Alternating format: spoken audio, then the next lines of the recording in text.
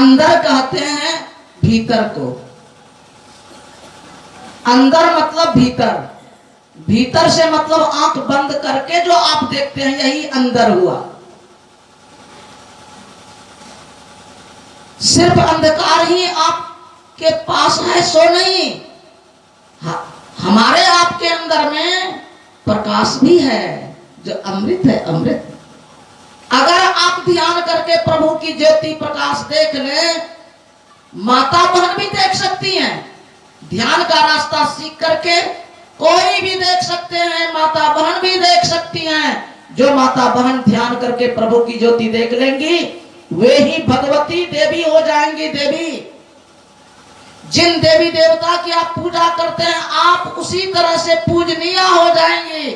दुनिया आपके चरण को छूने के लिए तरसेगी, दुनिया आपके चरणों की पूजा करेगी।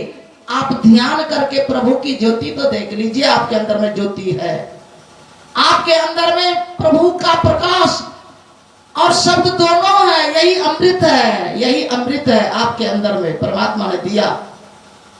यही ध्यान करने से आपको मिलेगा, फिर आप अमर हो जाएंगे। अमर, आपकी मर्जी हो जाएगी। जितने दिनों तक इस संसार में हम रहना चाहें रह सकते हैं, काल की भी दाल आप पर नहीं गलेगी।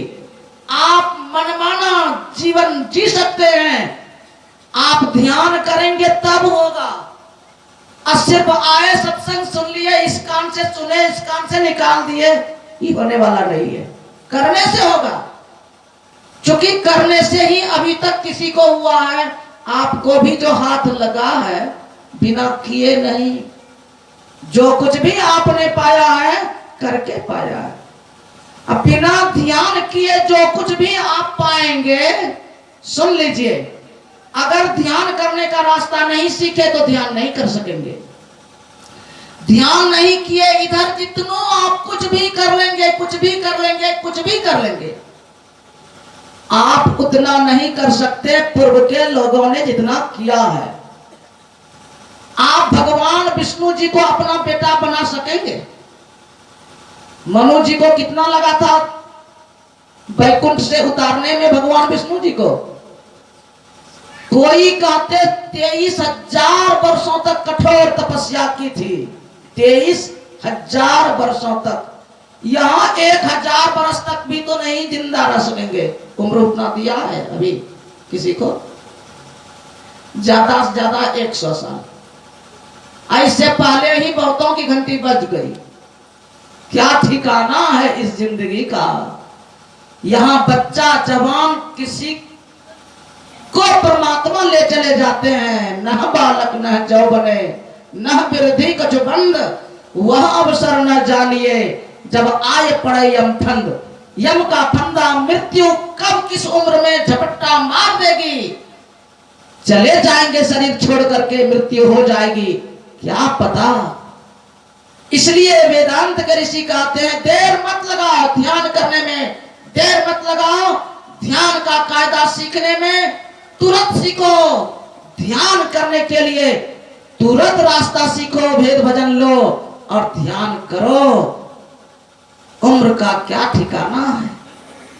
शरीर तो पानी का बुलबुला है, पानी का बुलबुला तो सब कोई देखे। वर्षा में आंगन में पानी भरता है, इतना बुलबुला हो जाता। और जैसे वर्षा खत्म होती है देखते ही देखते सब बुलबुला समाप्त हो जाता है।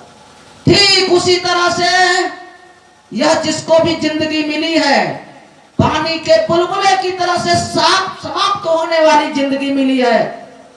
अस्थाई जिंदगी किसी की नहीं है। जिस तरह से सब अभी आप अनगिनत तारे आसमान में देखते हैं, जब सवेरा हो जाता है, सूर्योदय जब हो जाता है तो एक भी तारे आपको दिखते हैं?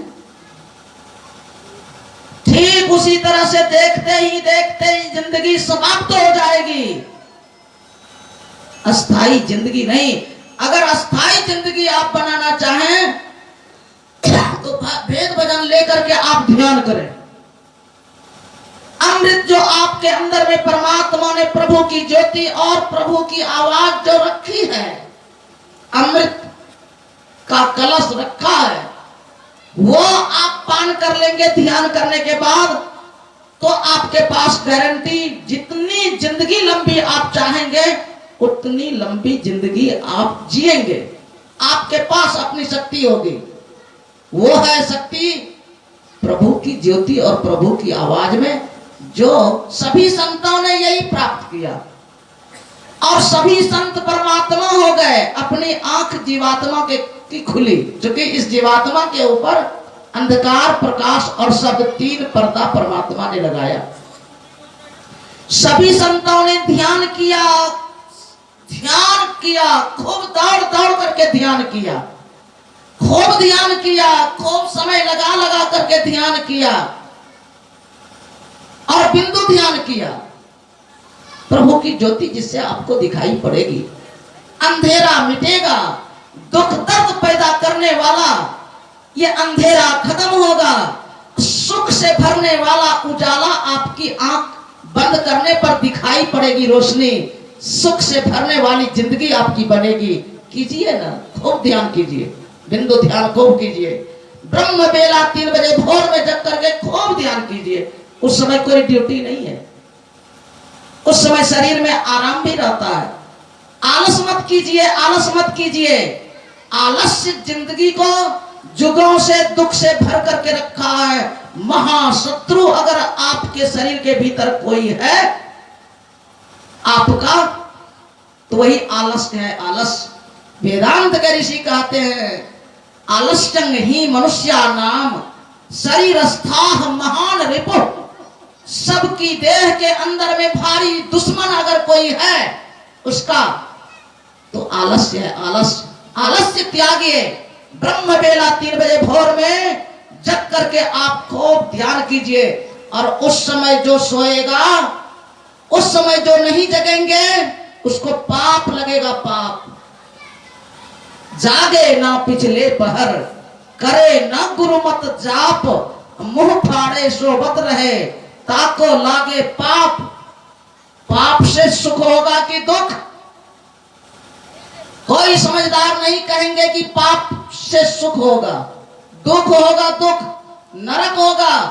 आप अकेले दुख झेलेंगे, ना आपका प्यारा कोई दुख बांटने आएंगे, ना आपकी प्यारी कोई आपके दुख दर्द को बांटने वाली होगी।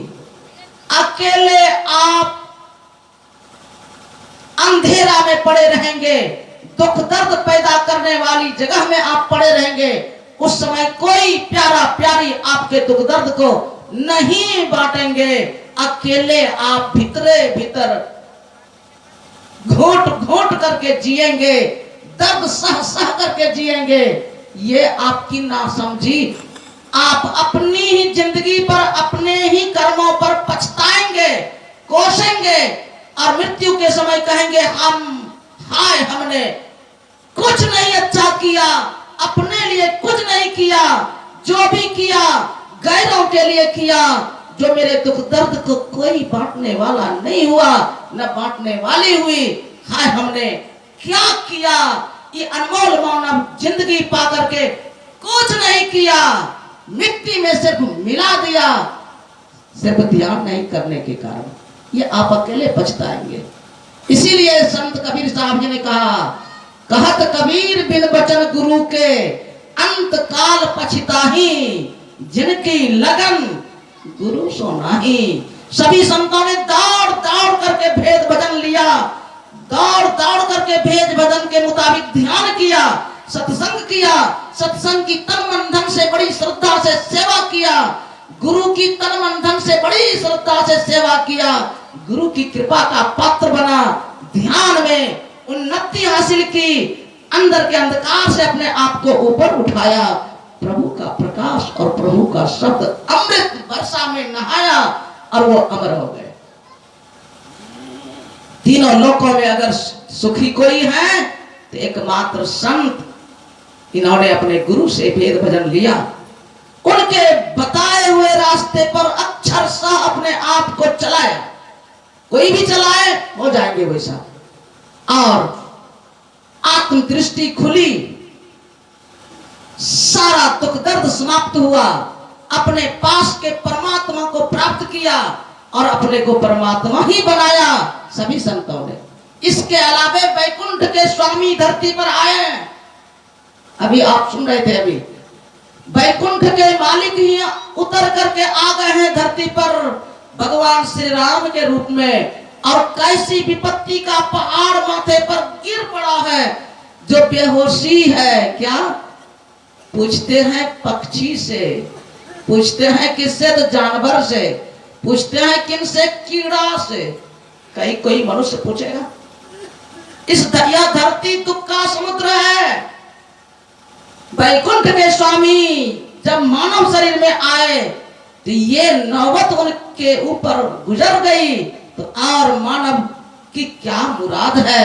सावधान सब हो जाइए। दुख दर्द से बचने के लिए गुरुदेव का रास्ता भेद भजन प्राप्त करके ध्यान में लग जाइए, ध्यान में लग जाइए। भगवान श्री राम जी पूछते हैं जानवर से, हे खग मतलब पक्षी से, हे मृग, मृग मतलब जानवर, हिरण से, हे मधुकर श्रेणी। मधुकर कहते हैं भौरा को, कीड़ा जो होता है कीड़ा, भौरा। भौरों से पूछते हैं तुम देखी सीता मृगनयनी, तुम मृगनयनी सीता को देखा है? भला जानवर कहेगा, भला पक्षी कहेगा, कीड़ा मकोड़ा कहेगा? ये नौबत है भगवान की, भगवान विष्णु जी की। भले भगवान ड्रामा ही कर रहे हैं, भले ही ये उपदेश देने के लिए दुनिया के लोगों को होश में लाने के लिए ये इन्होंने लीला दिखाई है। हम आपको होश में लाने के लिए मत तो आलस्य करो, ध्यान करो ज्ञान सीख करके, अगर दुख दर्द से बचना चाहते हो तो। और देखिए इसी क्रम में अभी तो बेहोशी की हालत है, और जब मैया सबरी के आश्रम में आए सब बेहोशी खत्म। अब दुनिया की भलाई की बात मन में आ गई। कोई महान वैसे नहीं बनता है। याद रखेंगे, किसी की पूजा, किसी को आदर, किसी की प्रतिष्ठा यूं ही नहीं होती है। महान काम करने से ही किसी को महानता आती है, किसी की बड़ाई होती है, किसी को प्रतिष्ठा इज्जत मिलती है और किसी की पूजा होती है। महान काम करने से, महान काम क्या है? अरे अपने बाल बच्चे, अपने घर की तो चिंता सबको है, पशु पक्षी को भी है। और मानव भी सिर्फ मानव बनकर के अपने घर के बाल बच्चों और की चिंता में ही रात दिन लगे रहे, इससे महानता नहीं आने वाली है। यह तो पशु पक्षी भी करता है। पक्षी भी अपने बच्चों के लिए चोंच भर अपने खा करके चोंच में लाता है पक्षी, और अपने प्यारे बच्चों को खिलाता है। अपने बच्चे, अपने जीवन के लिए चिंता तो पक्षी को भी है, चिड़िया को भी है और पशु जानवर को भी है। महानता तो तब आती है जो गैरों की भलाई की बात सोचते हैं, जो दूसरों को सुख देने का जितना काम ज्यादा करते हैं वो दुनिया में उतने बड़े महान होते हैं, वो दुनिया में उतने बड़े प्रतिष्ठित होते हैं, वो दुनिया में उतने बड़े पूजनीय होते हैं। जो दूसरों को जितना सुख देने का काम करते हैं, यह है महानता का कारण। देख लीजिए, भगवान यूं ही नहीं पूजे जाते हैं। भगवान के माथे पर विपत्ति का पहाड़ उमड़ पड़ा है। अपने जीवन में अपने लिए परमात्मा को विपत्ति, ये भगवान श्री राम को विपत्ति का पहाड़ पड़ा, लेकिन अपनी विपत्ति को घास फूस सोच करके हटा दिया साइड। सब दुख दर्द को समाप्त कर दिया तुरंत साइड करके। अब दुनिया की भलाई की चिंता हो गई। सत्संग सुनाना क्या है? जहां तक आवाज जा रही है वहां तक के लोगों की भलाई की बात होती है, भलाई की बात होती है। यही सबसे बड़ा दुख दर्द को मिटाने का विचार आता है और दुख दर्द से बचा करके सुख समुद्र में ले जाने के लिए बात बताई जाती है। जितनी दूर तक इसे आवाज जा रही है, इससे बड़ा भलाई का दूसरा कौन साधन होगा? भगवान महादेव ने कहा, हे गिरिजा, सत्संग से बढ़कर के कोई लाभ नहीं। गिरिजा संत समागम सम न लाभ कछु आन। सत्संग की बात सिर्फ दुनिया के सब लोगों को दुख दर्द से बचाने की होती है, निजी स्वार्थ कुछ भी नहीं है। सिर्फ औरों के जीवन को सुख से भरने का विचार इस सत्संग से सुनाया जाता है, जो भगवान श्री राम जी ने अपने दुख के पहाड़ की कोई चिंता नहीं करके अब दुनिया के जीवों को सुख से जीने के लिए बात अब बताने लगे सबरी मैया के यहाँ आकर के, हे भामिनी सुन लो, मुझसे तो नाता उसी का है जो भक्ति करेगा। मानव एक भक्ति कर नाता और दूसरा कोई रिश्ता मुझसे नहीं है। मुझसे अगर कोई रिश्ता रिलेशन जोड़ना चाहे, संबंध, तो भक्ति करे, मुझसे रिश्ता जुट जाएगा। और परमात्मा से जिसको रिश्ता नाता रिलेशन जुट गया, बताइए तो उसकी जिंदगी कितना सुख से बढ़ेगी। अरे एक वीडियो साहब से कोई रिश्ता जोड़ लिया तो देखिए तो कितना उसको ठेकेदारी मिलने लगा। विधायक साहब से किसी को रिश्ता जुट गया, देखो तो उसका जीवन कुछ और हो गया। जितने बड़े पूंजी वालों से रिश्ता जुटेगा उतना उसको उतनी पूंजी बढ़ेगी। और जो परमात्मा से रिश्ता जोड़ लिया उसकी जिंदगी कितना सुखी हो गई, कितना सुख से भरेगी जिंदगी, कोई उसकी था लगा सकता। भगवान कहते हैं मुझसे नाता जोड़ने के लिए भक्ति वो करे, चूंकि मुझसे नाता सिर्फ भक्ति का है और किसी से नाता नहीं। मानव एक भक्ति कर नाता, और वो भक्ति का बता रहे हैं भेद कि पहली भक्ति सत्संग है। प्रथम भक्ति संतन कर संगा। पहली अगर भक्ति का कोई है रास्ता, वह है संतों का संग। सत्संग कीजिए, संतों की सेवा कीजिए, तन मन धन से सत्संग की व्यवस्था कीजिए। सत्संग के लिए खूब गौर से सुनिए और अपने सगे संबंधियों को भी इसमें लाइए, क्योंकि वो भी सुनेगा, उसकी भी जिंदगी दुख से बच जाएगी, जीवन बेहतरीन हो जाएगा, सुख से भरेगा। सीखिए और सिखाइए। सबसे पहली सीढ़ी है भक्ति की तो सत्संग है। सत्संग से मतलब इस काम से सुनो, इस काम से निकालते जाओ, ऐसा नहीं। बहुत लोग आए हैं सत्संग में, सत्संग खत्म अब तुरंत होगा। जाएंगे कहाँ गए थे? हाँ सत्संग में। कैसा था? एक बढ़िया था। अच्छा क्या क्या सुना? हमको सुना तो ख्याले नहीं, मतलब यहाँ की बात यहीं छोड़ दिए तो क्या फायदा हुआ। इसलिए गौर से सत्संग की बात याद रखिए और जिंदगी में उतारिए। आपकी जिंदगी आनंद से भरेगी। वो है ध्यान कैसे होता है, असली भेद भजन वही भक्ति है। ध्यान ही भक्ति है, ध्यान ही पूजा है, ध्यान ही भजन है, ध्यान ही साधना है। सीखिए ध्यान करने का रास्ता और अपनी जिंदगी अपने से ही आप